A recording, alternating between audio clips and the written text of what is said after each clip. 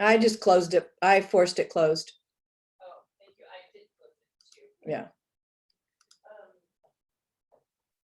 Because I've got people waiting to get in, so. Before you let them in, Yeah. can I tell you, if Adam brings the baby on the board call to make his announcement, I may lose my shit. Because I suggested to him twice that he do that at the call last night. I said that would be so great for them to hear that news. He's like, no, I'm gonna wait. So I didn't want to push it because I don't know if he wants to wait like months. Yeah, he'll do it at the board meeting today. Okay, Josh is here, Dave Bazzo's here, and Gary's here. So let me get this picture of Walt back in. I just don't have time to find a better one. Okay. Okay. Can I say anything about that What? issue? What Let issue? it play out. Just let it play out. Because it's going to happen. Don't. Say we're really tight on time, so it's not the right time to. No, he's going to do it. And just don't. If he does it way at the end, then fine. You know how you kind of said like put your. Hey, Dave, you look great. I have a jacket that's going on over this, but I don't want to get too sweaty. Yeah. Anyway. Just put You your get a business. haircut last night? Not worth it. Yeah, many Sabrina other did it up. Looks good. Look I at looked you. Oh, I look terrible. What happened to the guy I saw last night? You look Exactly. marvelous. Hey, I clean up pretty good, or not. It looks like you even got a haircut and a style. I did get a haircut, Sabrina. Nice. Could did she good. come up and do a house visit for me? Can you do a house visit for Shelly? Sure. I need my haircut, Sabrina. I know. Ohio's really, really nice right now, Sabrina. Thank you. Yeah, you could come over here and do a little. Take a little off the, take a Yeah. little off the sides. Yeah. I need. I'm about to break out the bobby pins. Well, Oh, I know. Shelly, I mean, when you're used to carrying short hair, like it just weighs on your head. It's just like, when it's coming off, you're like, oh, I feel so light again. Yeah, exactly. Exactly. All right, I'm gonna get my lighting and stuff set up, so I'm Okay. going behind You play camera. with your lighting and. Yeah. He has to be the front and the back of the camera.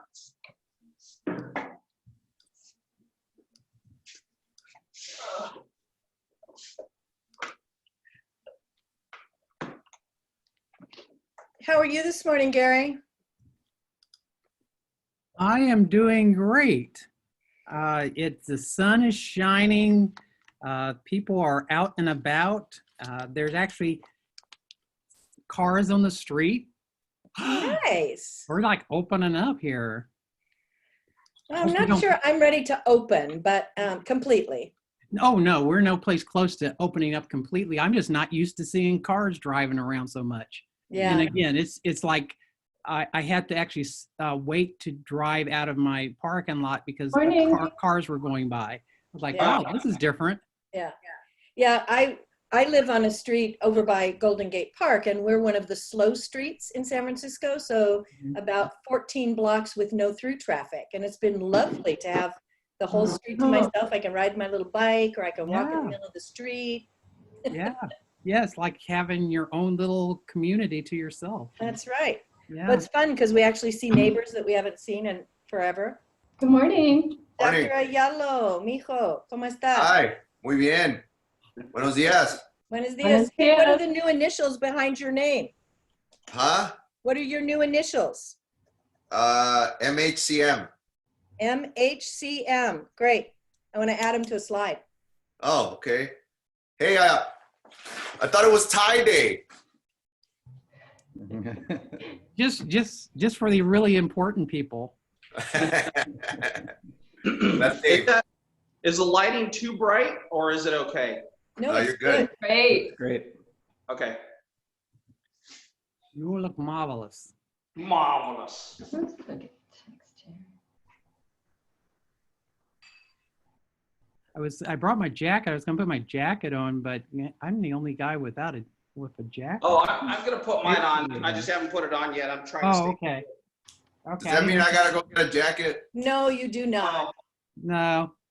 All right. I'm just doing my presidential thing, you know. Okay. Has my little You know, I- presidential pin. You guys have like a special pin. Yeah. Yeah. I think But a tie on a Saturday morning is sufficient. Yeah. The thing is that I'm actually wearing shorts with flip flops. What? I got this on top. Yeah. Yeah, one of the newscasters got busted with his shirt. Yeah. I saw that. Yeah. I saw that. There have definitely been some Zoom no-goes Yeah. and even the Supreme Court audio with the Yeah. toilet flush. And Oh, yeah. You know, Yeah. that happens all the time, Lisa, when we Hello? mic faculty. If this is The wireless lavs on them and they walk around and forget that it's on. Happens all the time. Yeah, we had a speaker, one of our CMEs that, you know, he had the lobular mic and he finished his speech and then he went to the restroom. Yep. And and it's just like, oh, that was not pretty. That happens all the time. I can just hear Ann in the background too, cringing. Oh, yeah. Okay, Shelly, if that ever happens, or Lisa, anyone, please text me, call yes, immediately. You know, immediately. that's We'll there's a run reason in we after take that you, off of Raoul, you if as we soon need as you to. leave the You know what, stage. Lisa, I love you. You just said that you would run after me. In the bathroom. That's awesome. Yeah. Actually, I think that's Absolutely. exactly what happened with that one guy. You're like, stop what you're doing. Turn off your mic. Yeah. Right. Yeah, there's a reason we take those off of you as soon as you leave the stage. Mhm. Morning, Shannon. testing 1, 2, 3. Testing 1, 2, 3. Good morning, Shannon. Good morning. How are you? Good. How are you? I'm well, thank you. Good.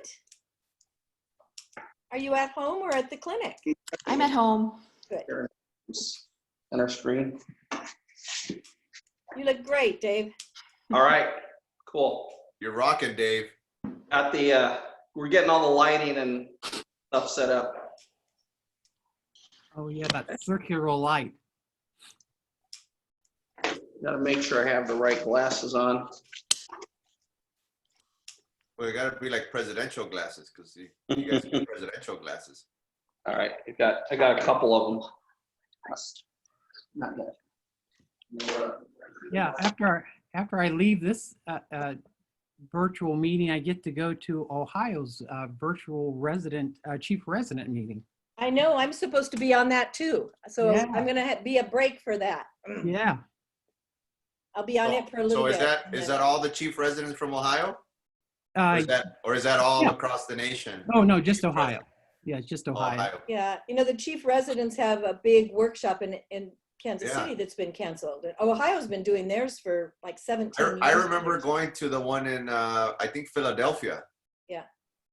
But I mean, there was so many residents from Yeah. everywhere. Yeah, we're gonna put together one for California, which is why I'm sneaking into Ohio's today. Nice. Yeah, they run a good workshop. Yeah, as a matter of Face-to-face one got canceled, so. Yeah, actually, interesting that my first official act after I got sworn in for the National Academy was to go to the chief resident workshop. I like in Philadelphia. That was amazing. Yeah. Look at the pages before. I think there were about Lauren, you look 300 people. marvelous. Good morning. Good morning. Good morning, Walt. Let's make it that way. Good morning. Great. I don't know that I've seen a tie for 3 months.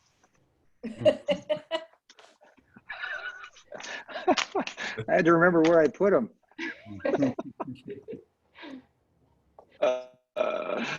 Walt, you live in Pebble Beach, right? I do. Is the golf course open now? It is as of last weekend. Yeah. Yeah, I Yeah. thought about you when I heard that the golf courses were opening up. Do you golf, Walt? Who would have thought that my legacy would be that our president of the AFP thought of golf and me and the same thing, right? Yeah. Well, if you live in Pebble Beach, Well, you have to golf, right? You would have thought. I was shocked that we ended up here actually, but it does make for another part of a beautiful ambiance. I mean, the courses are, and we walk a lot, we hike a lot, so we go around them and enjoy them, but not ever hit a ball. So, but Wow. come on out, Gary, and you know, it's Yeah. Well, actually, this was several years back, I was out at Pebble Beach, and I was like, oh my gosh, this is that golf course. And so my cousin and I said, well, let's go and see the golf course. And so they were like, well, you have to pay money to go so you can see the golf course. Yeah. And it's just like, well, forget that, you know. I'll get a postcard at the drugstore or something. Yeah. Or you can just go visit Walt. Yeah, there we go. Yeah, I'm here to see my friend, Dr. Mills. well, the really good news is, Gary, is that Dr. David Bazzo is an avid golfer, and he has he's experienced these courses here. Oh, really? Yes. Oh yeah. Uh-huh. I played Yeah. most of them up there. Yeah. So you played that water, that whatever they call that one, the ones that's surrounded by water? At Pebble Beach. Pebble Yeah. Beach. Yeah, it's number 7. Yeah. Of course. Yeah, it's a short hole, but you know it plays differently each time because of the wind. Yeah. And sometimes you gotta hit the ball 120 yards, and sometimes you gotta get out your 170-yard club. Wow. Yeah, I played it years ago with my dad. It was fun. Yeah, there's no way I could hit that little green in the middle of the water. Well, it's not out in the one at Pebble is like a little peninsula. Right. Yeah. Yeah. So it sticks out, but there are floating greens at certain courses, particularly on the East Coast. They put them in the middle of a lake, and then they change the distance of the floating hole, and then you have to take a little boat out to get on the green. There ain't no way. Yeah, it's pretty funny. Yeah. And I think we're waiting for Michelle and Lee. Lauren just has the back of her chimney.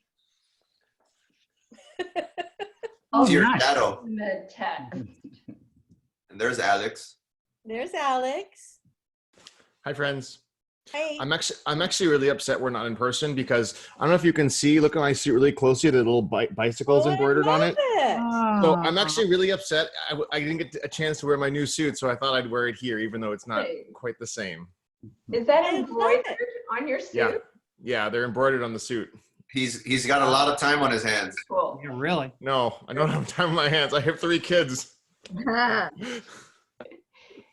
No, is it embroidered on yours? Is it like, there's that brand Rafa that has the fancy bike clothes that look like regular clothes? Is that a suit you can actually ride your bike in? No.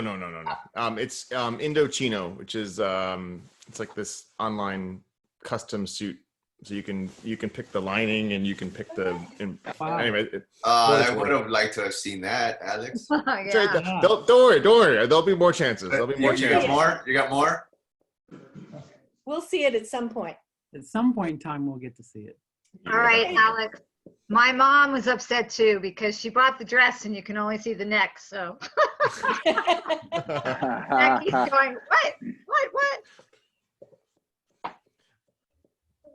Well, the gang is all here. Yay. There's Lee. What a fabulous looking group of folks. Yeah. And what a testament to leadership. The very first thing, show up, right? Yeah. Yay. Where'd Dave go? I'm here. Oh, there you are. I want to know how many times you moved the furniture yesterday. Only twice. We're like working around. We did the first place, and this is in our living room still, but just in a different corner. Looks You good. got that beautiful glass piece behind you. Yeah. Oh, this one, yeah. I love glass, so Shelly, but I can't remember where we got this one, but yeah. I'm waiting for social distancing to end so you can have us over by the pizza oven. I know. We have to have a board meeting at the pizza oven if we get down to San Diego. Done. Done, Yeah. Dave. We're Done. there. Most definitely. We might Dr. not even Leroy, wait for a he board meeting. We may just descend on you as soon as And we that's fine too. It's ready to go. That's the nice thing. Yeah. Dr. Leroy, Dave makes awesome pizza. Oh my gosh. He has a Okay, big so when you brick have, pizza oven in his when you backyard. descend on his house, let me know so that I can jump on a plane and be there. Well, yeah, because Yeah. we owe you a He trip also out. makes That's right. That's right. He makes beer to go with the pizza. His oven is in the yard. He built a giant pizza oven in the Oh yard. my gosh. Yeah, I have an outdoor pizza oven. I had pizza last night, as a matter of fact. Oh, there you go. Pizza Friday. Yeah, I've been craving a really good pizza, and it's just not the same takeout. No, Yeah, you're right. It think it just doesn't work for me. we need to go over to Dave's house. Yeah. All right. Well, we're about 6 minutes and counting, so Okay. I'm I'm gonna gonna step go get a away. glass of water. Get some water. I'm not seeing Michelle. Did I miss Michelle? I don't think she's on yet. Okay. Her face popped, or not her face, her screen popped up for a second and then it went away. It did. I saw that too. What? She logged in for like a second and then her screen disappeared again. I'll make sure she's not having any problems. Shelley, do you have any last minute directives? No, just that when you're not on, you can turn your audio and video, or your audio and video off, so that you'll be just your name. And because on the Facebook piece, then it makes a bigger image for the people who are speaking. And then flip back on when Gary calls you, all of you officers, and raise your hand and we'll swear you in and then we'll clap for you. Yay. Cool. Virtual clap. Kelly, do you have the ability to actually stop video on people? Yeah. Or do people just need to remember not to I can do it. video? I can do it, but I'd prefer that you do it yourself rather than feeling quite so bossy. Easier for Shelley if you do it, and then that frees her up to deal with other issues that might arise. Yeah. Otherwise, I come across as bossy. No. We don't use bossy anymore, Shelley. We use demonstrating leadership skills. Oh. Nice. Yep. Agreed. Yeah. Well, you can't see her, but there's a little Lucy Van Pelt doll in my chair my dad gave me because he called me Lucy, not because she was a fuss budget, because she was bossy. I like Lucy. I'll give you 5 reasons to do that. 1, 2, 3, 4, Exactly. 5. Oh, Gary, you called me out. So Shelley, as soon as we start, we hit our mute and our stop video. Yep. Okay. And then Josh and I, as soon as we get started, Josh and I will also do the same, so that we just show up as names or logos. And Josh will be monitoring all of the Facebook pieces, and I'll be monitoring this and showing the slides, etc.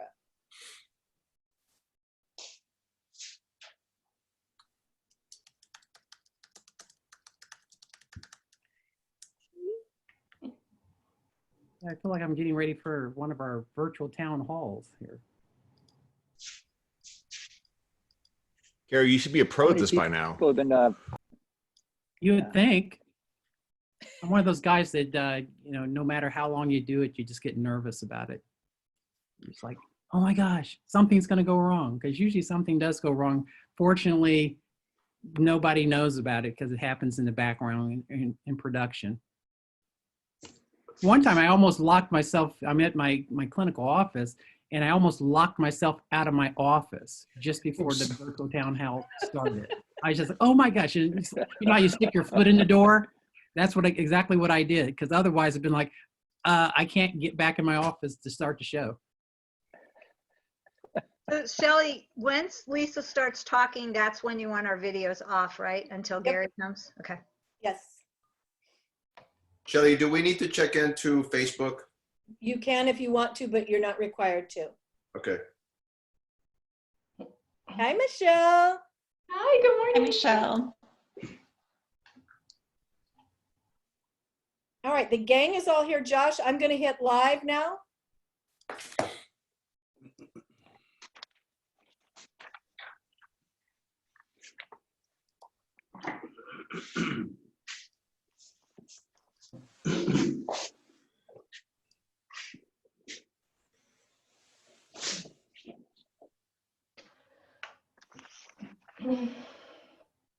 Two-minute warning.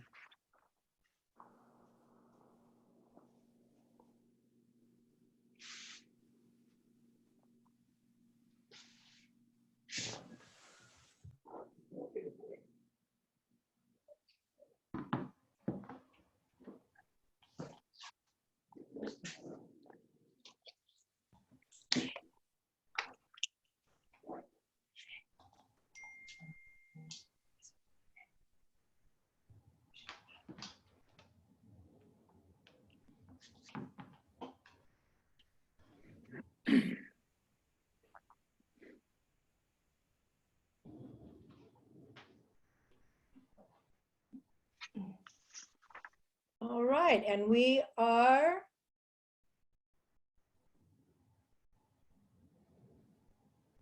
live on Facebook.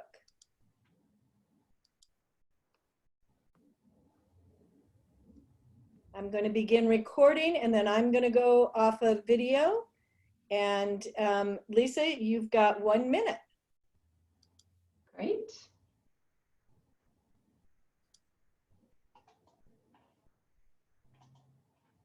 I will be on mute until you tell me to start talking.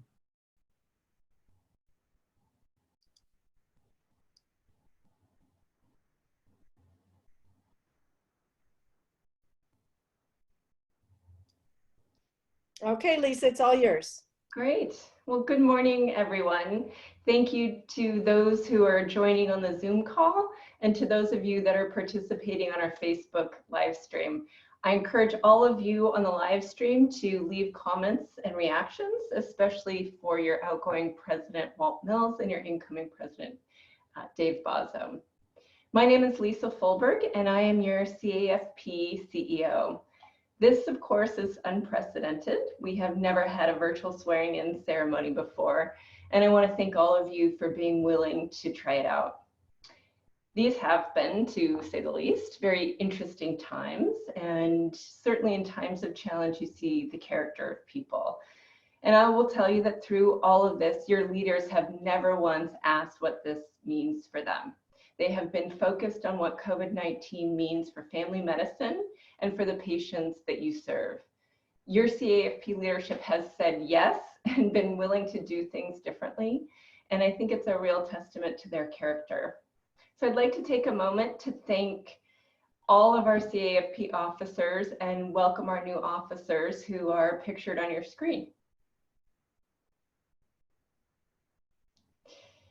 Needless to say, your CAFP staff has also had to pivot significantly. At the beginning of the year, we've been talking about what new programs, efforts, funding we were going to ask for and advocate for through the budget and legislative processes. Now we're looking at how to hang on to Solid Ground funding, Proposition 56 funding for GME and loan repayment program and other important programs. And your CAFP staff has worked very hard to help you meet the basic needs of your patients and keep you safe during this trying time. So I'd like to say a huge thank you to all of them who have done all of that and remain focused on our 5 strategic objectives. And I know, like all of us, I really miss seeing all of you and being together and letting you know what's going on with your CAFP and what we've been up to. So I'd like to take a few minutes to update you about what your CAFP has been doing. We haven't seen normal since the beginning of March when we were focused on really forwarding our 5 strategic plan elements, and those are on your screen. Even as we have been addressing COVID issues, we are continuing to be guided by these objectives. So I want to talk about just a few of them very briefly. One of our strategic objectives is payment reform. And in this moment, instead of shirking away from this goal, we are running towards it. I often hear people talk about getting back to normal. I think I referenced normal in my earlier comments. And when I think about what that means for our healthcare system, the normal that we left was a system that had chronic underfunding of primary care, a system that had incentives that promoted specialty care over primary care. We want to move to a new normal, a better normal, and we are working on that through payment reform efforts. This pandemic has shone a light on some of the fundamental problems with our healthcare system that have in fact hampered our efforts to address the pandemic as well as provide basic care.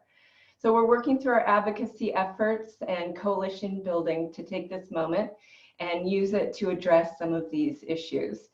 And you know, we do a great job advocating for you, but nobody tells your story like you do, and we need your help. So please do go to our website after the swearing in and learn more about how you can be a voice for family medicine. Another strategic goal is education and clinical practice support, and CAFP has nationally and internationally recognized programs for continuing medical education and other educational programs. And I'm so proud of what we have done to provide our members with the right balance of information during this time. We've been wanting to give you enough information without making you feel even more overwhelmed. And of course, COVID has also challenged us to think about how we provide you with education. This year, we launched a new online educational effort called CAFP Homeroom, which is fabulous. It's your one-stop shop for CME and other education. In 2019, I'm proud to say that we reached about 1,500 unique learners through our online and live activities. And even though we will be doing less live activities in 2020, we anticipate reaching that goal again this year. The third thing I want to talk about is workforce development. We know if we want to create a better healthcare system, we need more family physicians, and we need to create better incentives for practicing primary care. We have worked to this end by advocating for GME funding, loan repayment, and payment reform. And we've also helped to support family medicine residency programs through our nationally recognized California Residency Network. All of that work will continue even as we pivot and add on additional activities to help you address the COVID pandemic. We meet these and our other strategic goals through advocacy and policy, education, and member support. And now more than ever, CAFP has shown strength and value as the only physician organization in California focusing on primary care. So as the state faces a 40+ billion, and that was a billion with a B, $40+ billion budget hole, fighting for the whole person primary care focused services you provide is more important than ever, and your CAFP is here for you. Your leader through all of our success this last year at CAFP is your CAFP President Dr. Walt Mills. Dr. Mills has driven thousands of miles this last year to attend chapter meetings and events, and he's really been a leader that's focused on supporting and connecting with CAFP members. So I'd like to invite Dr. Mills to offer his remarks.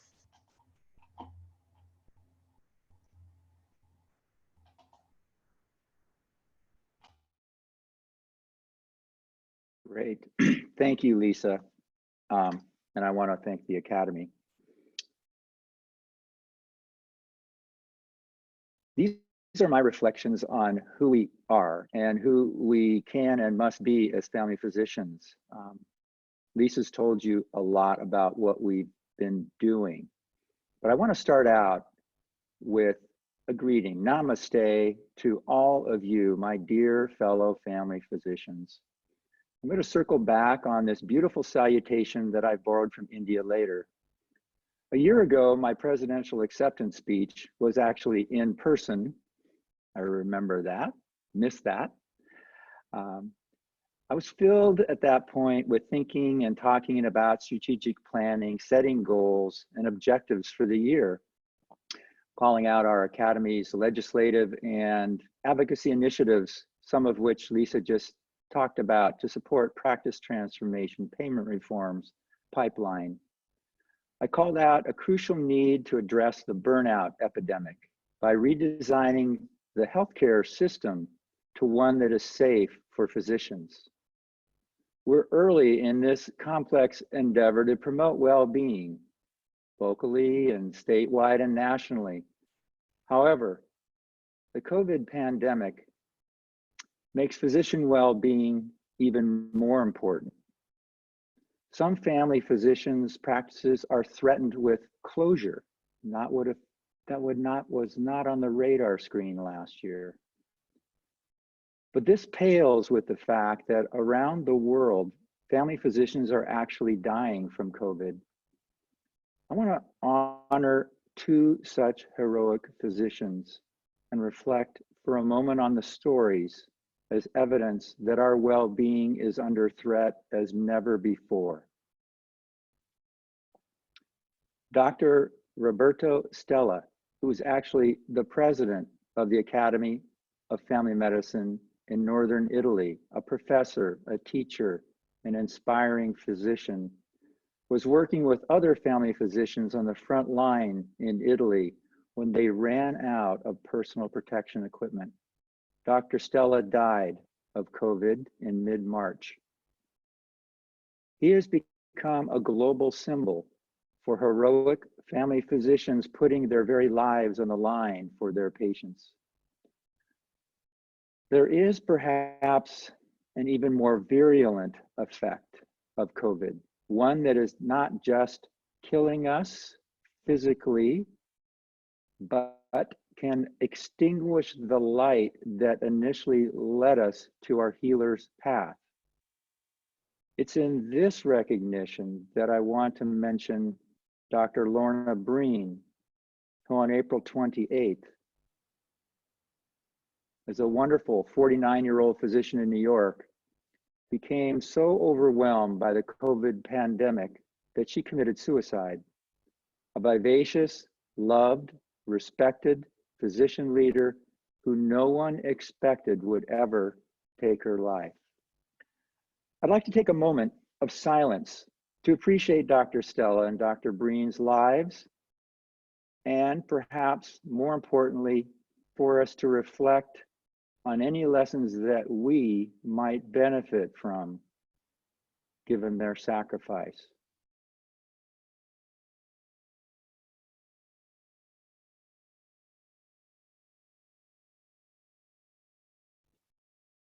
Thank you. A year ago, it seemed obvious how I should plan to contribute to our cause as your Academy president. I had my list, my plans. I am humbled by the fact that most of the goals we planned in early 2019 were actually accomplished. Why would I be humbled? Of the many lessons I've learned this year, the biggest one, however, is not what we do, because we've done a lot, but it's who we are that will determine our future. I am thankful for how much our staff, our physician leaders and members have accomplished this year. I think we've been able to serve our mission to engage, educate, and empower family physicians to improve the health, even during this time, for all Californians. But it's who we are and the values that drive us that I want to explore with you in my remaining time. My exit comes in a time of unprecedented uncertainty. The future is definitely not clear. COVID is changing our world in ways that happen once in a lifetime and in ways that will last the rest of our lifetimes, the rest of our careers. Such times of crisis are when character becomes evident. Character is the manifestation of the values that ultimately translate to who we are. I personally experienced 4 powerful values that I want to share with you. as I believe they're the DNA of family medicine. The first and most fundamental value of family medicine is relationship. We feel it even on this presentation. We all want to connect and be closer. We feel it with our patients. It seems obvious, but without relationship, we're not family doctors. Like most of you, where I work at Natividad Family Medicine Residency in Salinas, we shifted to 80–90% telehealth during COVID. A few weeks ago, our medical director of our faculty practice confided in me she'd gone into family medicine to have relationships, to see her patients, to feel her patients, to be with her patients.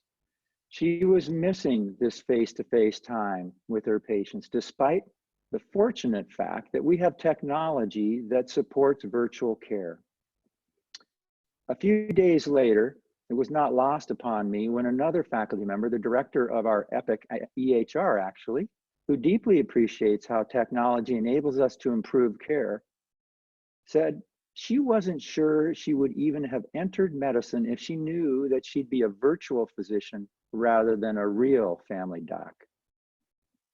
To me, I think these types of stories and experiences make the very identity of what it means to be a family physician a question. Wherever the pandemic takes us, we must keep our eyes on that North Star. We must remain the relationship-centered specialty that our patients need us to be. The second value, integrity. 3 weeks ago at our weekly CFP community conversations, we discussed adverse child experiences, ACEs, asserting that our patients' metrics and experiences do not necessarily determine them. I found that enlightening, highlighting the importance of integrity in the face of difficult choices. I recommend you see that recorded session. It's excellent. Circumstance may influence us, but it is our integrity in the moment of choice that ultimately determines us. COVID is forcing us to think about and make some extremely difficult choices. Will we learn? Will we grow? Will we adapt? Or will we choose to be a victim? The third value, excellence, pulls us to continuously strive to provide the highest quality of care possible. Never an easy task, even in normal times, but always a worthy one, excellence. The fourth, innovation, invites us to continually reimagine and execute the needed changes to support our goal.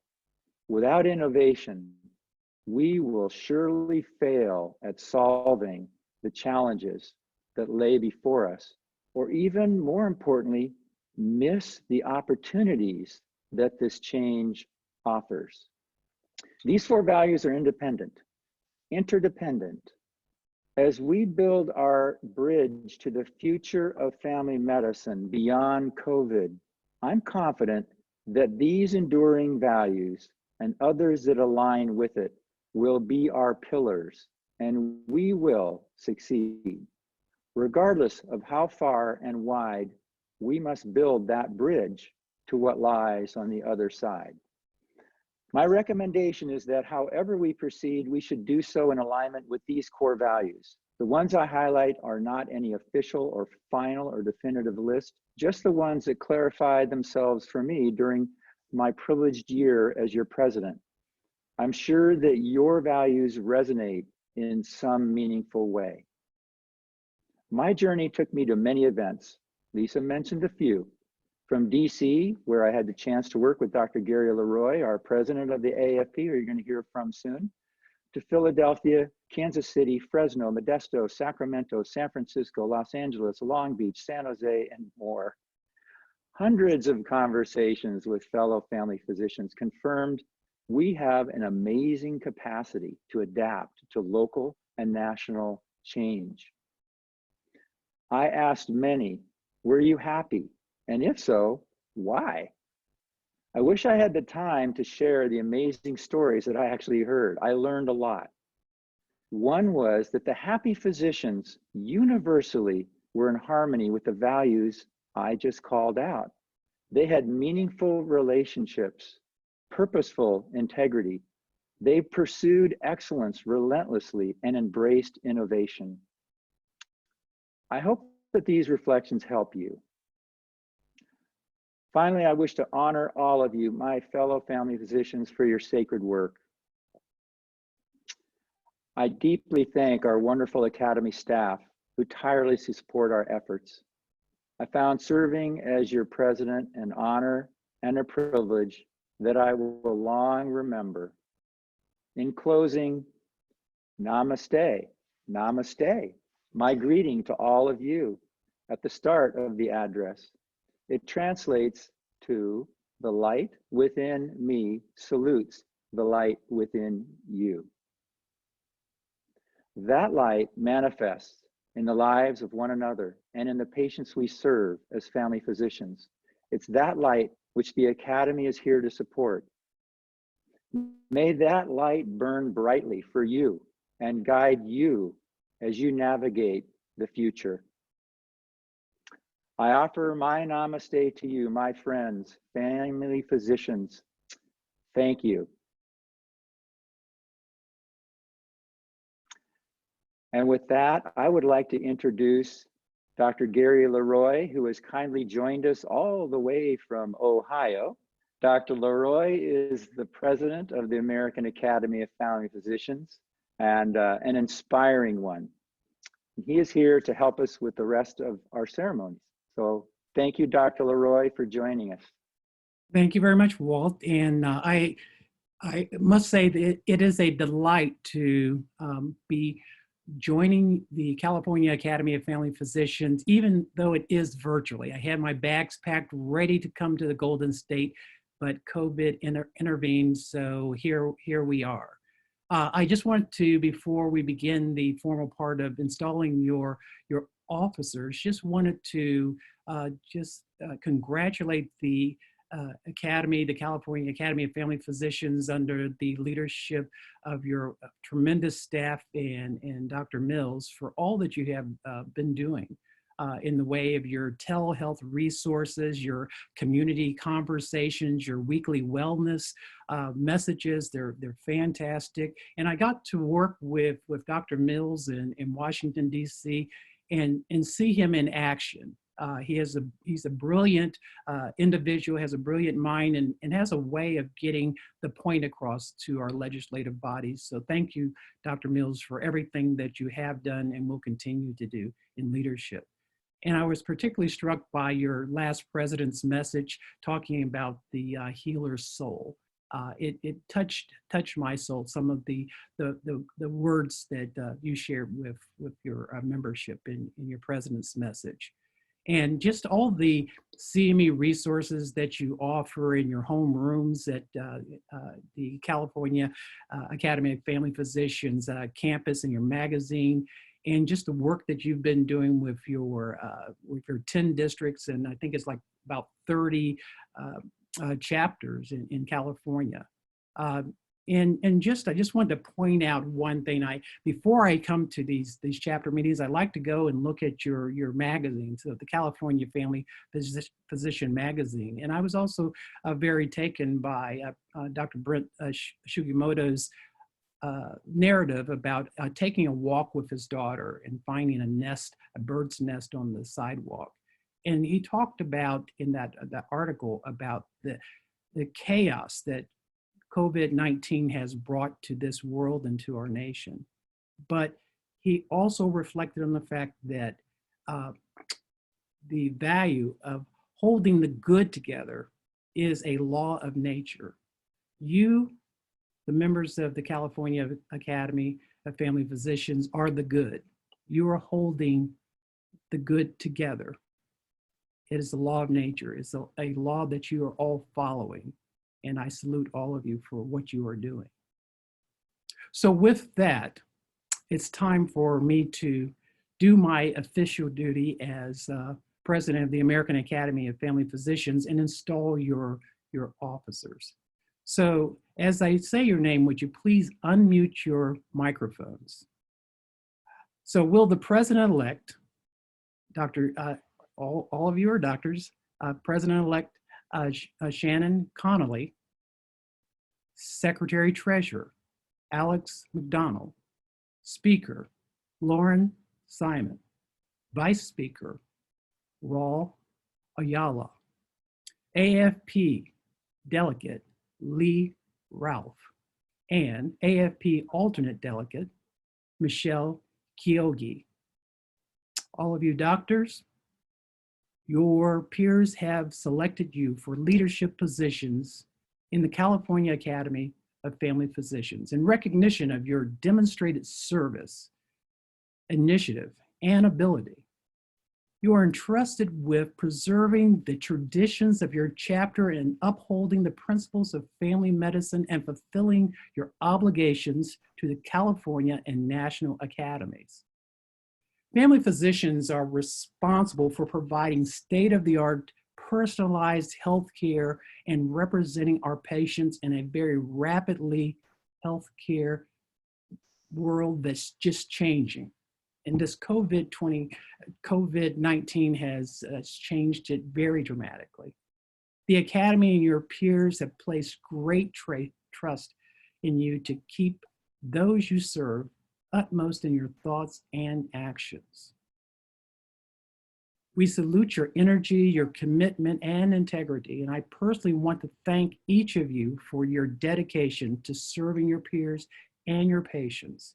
And I challenge each of you to continue the fine leadership traditions of the California chapter while providing innovative leadership. Congratulations to each of you doctors. And at this point in time, to all of those members that are out there listening, boys and girls, special guests, please welcome your new leaders of the California Academy of Family Physicians. And at this time, you can give your virtual applause. So with that said, it is my honor to install the new president of the California Academy of Family Physicians. So will Dr. David Bazzo please unmute your microphone? All right. All righty. The membership of the California Academy of Family Physicians has chosen you for the role of president in recognition of your dedication, your vision, and leadership. Effective leadership can seem complicated. It often involves walking a very fine line between enabling and dictating. Individually, we all seek the right combination that allows us to lead without overwhelming. Our specialty cultivates individual leadership. By virtue of the demands of our specialty, we're comfortable taking on more than most people. We are family physicians because we want to make a difference in the lives of our patients, our families, as well as our communities that we serve. Dr. Bazzo, the Academy and your peers have placed great trust in you as their leader. I salute your energy, your commitment, as well as your integrity. So at this time, please raise your right hand and repeat after me. As president of the California Academy of Family Physicians, As president of the California Academy of Family Physicians, I recognize the trust my peers have placed in me. I recognize the trust that my peers have placed in me.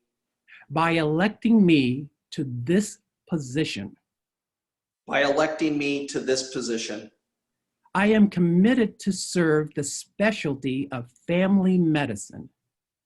I am committed to serve the specialty of family medicine, The state and national academies, the state and national academies, and our members and patients and our members and patients with professionalism and creativity. with professionalism and creativity.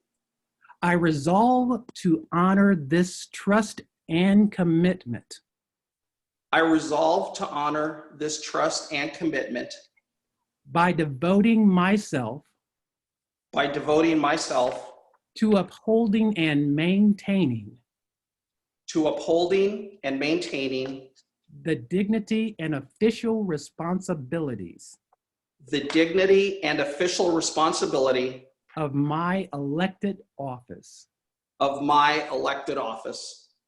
Ladies and gentlemen, boys and girls, honored guests, and all those listening out there in virtual cyberspace, please welcome Dr. David Bazzo, your duly installed president of the California Academy of Family Physicians. Congratulations. Thank you, Gary. Dr. Bazzo's wife, Sabrina, will now present his gavel before he gives his remarks. Sabrina, you're on. Hello. We're going to put a pin on. Oh yeah, pin that guy. And then gavel. Thanks, honey. And congratulations. There we go. Give him a kiss too. All right. Well, greetings, my dear friends, colleagues, and family. I'm honored to have been elected your CAFP president. I'm eager to serve the Academy and have thought a lot about what can I offer, how can I serve, and how to continue to help CAFP support the family physicians of our state. For inspiration, I've turned to CAFP's mission and vision statement, and I'm going to read some excerpts here. So we're now in our 72nd year. CAFP is critically important to primary care with a strong collective voice of nearly 11,000 family physicians, family medicine residents, and medical student members. We are the largest primary care medical society in California and the largest chapter of the American Academy of Family Physicians. Now our mission, and listen to these words because to me they ring true. CAFP empowers, educates, and connects current and future family physicians to improve the health of Californians. We focus on physicians' professional challenges and health policy concerns through advocacy and education to expand access to high quality and cost-effective patient care for California. We are committed to helping family physicians improve their everyday practice lives by offering affordable, evidence-based continuing medical education, providing cost-saving practice management resources, delivering practical approaches to practice transformation, and fostering opportunities to promote the family medicine specialty and ensure a strong and healthy primary care pipeline. I return to these words often, and I'm reminded that this is unprecedented and uncertain times. But during this, we have these strong values, strong direction, collegiality, and a strong history to guide us. I really started to think seriously about this speech back in February when Lisa Folberg and I attended the ASAE CEO Symposium. That conference is dedicated to helping leaders focus on understanding their organizations, how they function, how to optimize operations, communications, and effectiveness. My goal is to use what I learned to make CAFP continue to function at the top level. As president, to me, this means we have to be committed to what matters most, and that's our members. So what does a president do? They lead, right? Well, what does this actually mean? I turn back to an exercise that we did at a past CAFP all-member advocacy meeting when we were asked to describe the qualities of an effective leader. Leaders should be inspirational and aspirational, functional. They should empower and support others to do their best. But in my mind, the most important qualities are to be a great listener and effective communicator. As president, I will lead the board through what is sure to be a very challenging year by listening and communicating. As part of my ongoing commitment to focus on listening and communicating, we will be launching an effort to better understand what our members need. As an all-member survey will be released this fall in order to better understand the needs of our members. I will also focus on how to communicate our resources and achievements to our members, as well as how we communicate the value of family medicine and primary care to those all-important policymakers. We only succeed as an organization by providing our members what they need. We are here because of you and are beholden to you. I will work this year to be an effective listener and communicator. And this is especially important now. With the daily flood of information about COVID-19, we need to help our members assimilate the latest medical information, but more importantly, to help support our members as we encounter incredible financial hurdles that impact our practice at all levels. And we need to support each other as the emotional toll continues to mount. Also, it's an election year and a census year, very important time. We have all witnessed and experienced firsthand the incredible influence our elected officials and government have on our practice of medicine. It is of utmost importance that we make our voices heard and that we advocate for the resources we need to deliver to get the best care to our patients. Family physicians and what we do in delivering primary care gives us the best insight into the healthcare of our state and nation. We need to organize, we need to mobilize our base, we need to fight for our patients, including electing the best candidates possible in November. Now, this is a lot of work, but I'm confident we can do it. Our local constituent chapters have become much more effective and organized in the last year. We are engaging more members, and we will continue to do so with ongoing outreach and support. While the board provides direction, oversight, and ensures resources, it's really our staff that works on a day-to-day basis to get things done. And I'll tell you, we have the best staff possible. And I want to recognize those people because I will be working very closely with them as the year ensues here. Lisa Folberg, Shelly Rodriguez, Conrad Amenta, Morgan Cleveland, Jerry Davis, Adam Francis, Melissa Grinstaff, Arlana Henry, Josh Ludsford, and Jonathan Rudolph. Their tireless efforts on our behalf continue to make CAFP a force to be reckoned with at all levels. Finally, I want to take some time to thank my friends, my colleagues, and my family. My incredible wife, Sabrina, my inspiring children, Mara and Eliana, who have supported me and made me the person I am today. I want to thank all of you. Leadership and presidency aren't about an individual, but about those collective influences that shape us, those people around us who guide us, and the counsel they give us, but most importantly, from those we serve.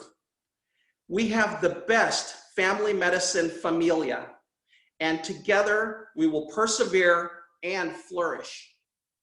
I challenge you to stay involved. Let us hear from you, engage, and in turn, we will communicate and continue to serve you and make you proud as a member of our CAFP. Now, one final thing I want to mention is that we have rescheduled our clinical forum to November 13 through 15 to take place at the Long Beach Hilton. I would love to see all of you there. This will be our time to come together as a family, to reconnect, re-energize, and I really hope to see all of you there and greet all of you in person. Thank you very much.